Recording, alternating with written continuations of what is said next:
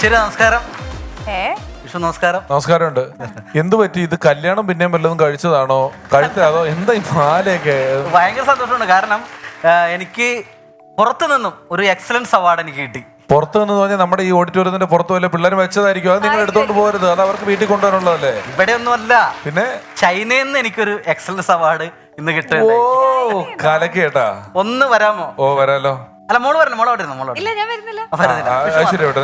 അല്ല, ഒരു കാര്യമുണ്ട്. അദ്ദേഹത്തിന് അങ്ങനെ ഒരു അവാർഡ് കിട്ടിയാൽ ആദരിക്കേണ്ട ഉത്തരവാദിത്വം എനിക്കാണ്.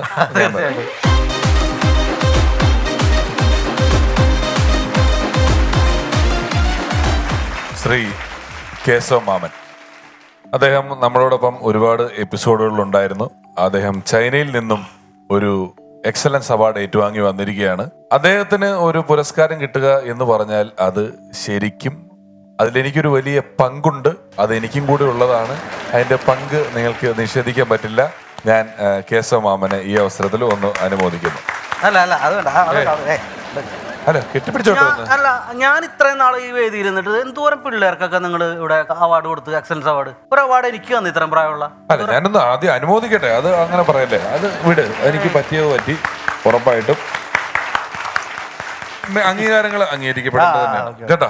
ഗംഭീരമായി. അത് കിട്ടിയതിൽ എനിക്ക് വളരെ സന്തോഷമുണ്ട്. മാത്രമല്ല, ഇത് എങ്ങനെയാണ് ചൈനയിൽ നിന്ന് വരുന്നത്? അല്ല, അത് സംഭവം എന്ന് വെച്ചാല് നിങ്ങൾ അറിഞ്ഞു കാണുമെന്ന് എനിക്കറിയില്ല. തെലുങ്കില് എന്റെ ഈ ക്രൂരൻ കാക്കട പാട്ടുണ്ടല്ലോ, മാനത്ത് പറക്കണ കാക്കട, ഞാൻ തെലുങ്ക് വെർഷനിൽ ഒരു സംഭവം ചെയ്തായിരുന്നു തെലുങ്കില്, യൂട്യൂബിലിട്ട്. അത് ഭയങ്കര വൈറലായിട്ട് ഇത് ചൈനയിലെത്തി. അല്ല, തെലുങ്കുണ്ടോ? അത് തെലുങ്കുണ്ട്. അയ്യോ, ഞങ്ങളാരും കേട്ടിട്ടില്ലോ. യൂട്യൂബ് നോക്കാറില്ലേ? യൂട്യൂബ് നോക്കാറുണ്ട്. നിങ്ങളുടെ പരിപാടി നോക്കാറില്ല. തെലുങ്ക് ഉണ്ട്. തെലുങ്ക് ഇറക്കിയിട്ടുണ്ടായിരുന്നു. മാനത്ത് പറക്കലു കാക്കനെ പിടിച്ചലു തിരിച്ചിട്ട് മറിച്ചില് കൊത്തണ കാക്കുലു ക്രൂരൻ കാക്കുലു കൂടവിലു. ഇതാണ് ഈ യൂട്യൂബ്. സാധനം ചൈനയിലെ ഒരു കേട്ടിട്ട് ചൈനീസ് വെർഷൻ ഇറക്കണമെന്നും പറഞ്ഞ് സംഭവം പറഞ്ഞു എന്നൊക്കെ. വേണമെങ്കിൽ ഇതിന്റെ ചൈനീസ് വെർഷൻ ഞാൻ വേണമെങ്കിൽ നിങ്ങളുടെ മുമ്പിൽ പാടാമെന്നില്ല. അയ്യോ, അല്ലെങ്കിൽ തന്നെ ഇതിന്റെ കുറെ വെർഷൻ നമ്മൾ കുറെ എപ്പിസോഡുകളായിട്ട് കേൾക്കുന്നുണ്ട്. ന്യൂ ഇയർ ആയതുകൊണ്ടൊരു തെലുങ്ക് കീട കേൾക്കാന്ന് പറ്റി. ചൈന ഞാൻ ഊഹിക്കാം. അല്ല, ഞാനിത് ഒളിച്ചു വെച്ചേക്കരുത്. എങ്ങനെ കിട്ടും എന്നുള്ള ഞാൻ ഊഹിക്കാം. ഒളിച്ചു വെക്കണ്ട. ചൈനയുടെ വേണ്ട. എങ്കിലും ഈ സമ്മാനം കിട്ടിയതിൽ ഞങ്ങൾ അനുമോദിക്കുന്നു. ഓക്കെ. ഒറ്റ മിനിറ്റ്. ചൈനന്നാ അവര് ന്യൂ ഇയർ ആഘോഷത്തിന്റെ തിരക്കിലായിരിക്കും.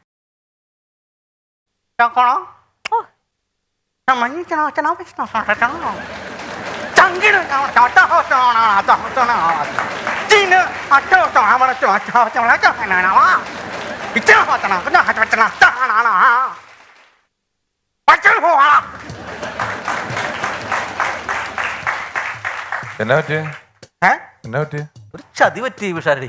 എന്ത് പറ്റി? ഈ ചൈനക്കാർ ഇവിടെ വന്നതേ എനിക്ക് അവാർഡ് തരാൻ വേണ്ടിട്ടായിരുന്നില്ല. പിന്നെ മറ്റേ കൊറോണയുടെ ഒരു വകഭേദം വന്ന വൈറസ് ഇറങ്ങിയിട്ടുണ്ടായില്ല, അത് എന്നിലേക്ക് പകർത്താൻ വേണ്ടി വന്നതാണ് അവരിവിടെ. എന്നാ പണിയായിട്ടാ കാണിച്ചത്?